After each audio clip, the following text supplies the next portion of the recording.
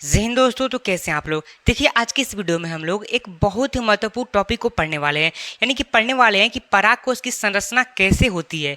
हमारा टॉपिक क्या है? पराग कोश की संरचना। देखिए सबसे पहले समझिए कि ये पराग कोश कहाँ पाया जाता है। तो हम आपको बता दें कि जो पराग कोश होता है वो क्या होता है, पुंकेसर का एक भाग होता है। क्या? पुंकेसर का भाग। क्लियर हो गया। पुंकेसर क्या होता है? पुष्प का नर भाग होता है। क्या होता है? नर भाग। समझ गए। अब इसको हम लोग पुष्प में समझते हैं। देखिए ये हमारे सामने क्या है, एक रेडीमेड फूल है। ठीक, इस फूल में आपको क्या दिख रहा है? ये जो सफेद वाला भाग दिख रहा है इसी को बोलते हैं पुंकेसर। पुंकेसर क्या होता है? पुष्प का नर भाग होता है। पुंकेसर के ये जो सबसे ऊपरी हिस्से में दिख रहा है गोल टाइप का संरचना, इसको बोलते हैं पराग कोश। यानी कि पुंकेसर का ही भाग है पराग कोश। समझ गए? पराग कोश। तो इस पुंकेसर को हमने यहाँ पे चित्र से बनाया है। देखिए यही है हमारा क्या, पुंकेसर। क्या है? पुंकेसर। इस पूरे संरचना को बोलते हैं क्या? पुंकेसर। क्लियर हो गया? क्या बोलते हैं? पुंकेसर। पुष्प का कौन सा भाग है? नर भाग है। क्लियर। अब इस पुंकेसर के ये जो सबसे ऊपरी वाला हिस्सा दिख रहा है जो गोल है, फूला हुआ है, इसी भाग को बोलते हैं क्या? पराग कोश। क्या? पराग कोश। क्लियर हो गया कि परागकोश क्या होता है? पुंकेसर का सबसे ऊपरी वाला भाग होता है। पुंकेसर जो होता है वो पुष्प का नर भाग होता है। समझ गए। एंड देखिए ये जो परागकोश जिस डंटी से जुड़ा हुआ है इस डंटी को बोलते हैं क्या? पुतंतु। पुतंतु। इतना क्लियर हो गया। देखिए अब समझिए, इस परागकोश को हमने अनुप्रस्थ काट से काटा है तो इस प्रकार की संरचना हमको देखने को मिला है। अनुप्रस्थ काट का मतलब क्या होता है कि देखिए मान लीजिए कि ये जो मार्कर है यही परागकोश है, इसको हमने क्या किया है? बीच से काट दिया है तो और ऊपर से इस प्रकार से देख रहे हैं। तो इस प्रकार से जो हमने काटा है इसी को बोलते हैं क्या? अनुप्रस्थ काट। तो हमने यहाँ पे अनुप्रस्थ काट में इसको काट दिया। अब इसको समझते हैं, ठीक ना। देखिए सबसे पहले समझिए यहाँ पे आपको क्या दिख रहा है? दो पाली टाइप का संरचना दिख रहा है, मतलब इधर एक पाली है इधर एक पाली है। तो जो हमारा परागकोश होता है वो दो पालीय होता है। ये हो गया हमारा फर्स्ट पाली एंड ये हो गया हमारा सेकेंड पाली। अब ये जो गोल संरचना दिख रहा है परागकोश के भीतर, इसको क्या बोलते हैं? लघु बीजाणु धानी। क्या? लघु बीजाणु। कहाँ पे लिख दे? इसको नीचे लिख दे रहा है, ठीक ना। क्या?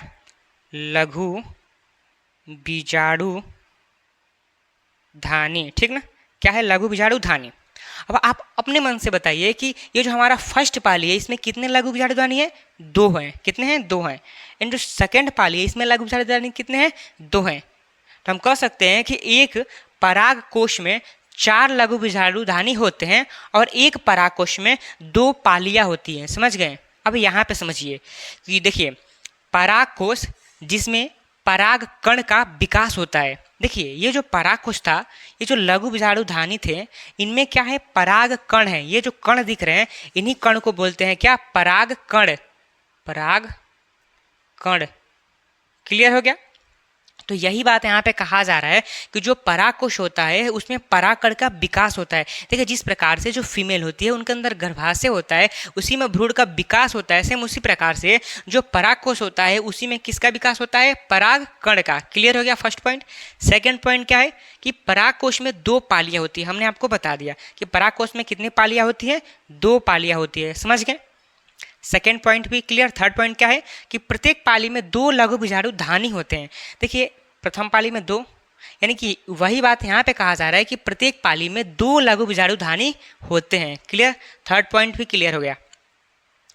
अब चौथा पॉइंट क्या है कि एक परागकोश में चार लघु बीजाणु धानी होती है। देखिए एक पाली में दो लघु बीजाणु धानी, दो पालियां हैं तो चार लघु बीजाणु धानी, यानी कि एक परागकोश में कितने लघु बीजाणु धानी?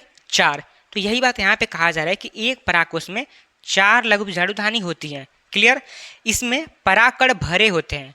देखिए लघु बीजाणु धानी में बहुत सारे परागकण जो होते हैं वो भरे रहते हैं। अब ये कैसे बनते हैं इसको हम लोग अगले वीडियो में समझेंगे।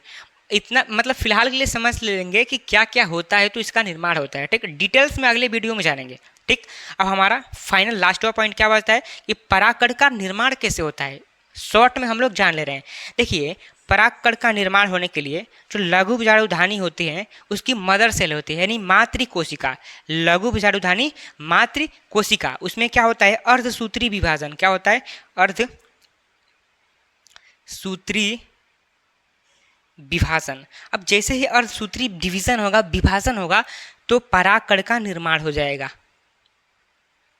देखिए इस प्रक्रिया को हमने शॉर्ट में आपको एक्सप्लेन कर दिया है, बट इसको हम डिटेल्स में अपने आने वाले कुछ वीडियो के बाद बनाने वाले हैं, ठीक ना। तो देखिए यही था हमारा परागकोश की संरचना। इसी प्रकार से आपको बोर्ड एग्जाम में लिखना है। तो अगर आपको ये वीडियो अच्छा लगा होगा तो आप हमारे चैनल क्लास 10th वाले को सब्सक्राइब कर दीजिए। तो मिलते हैं अगले वीडियो में, तब तक के लिए धन्यवाद।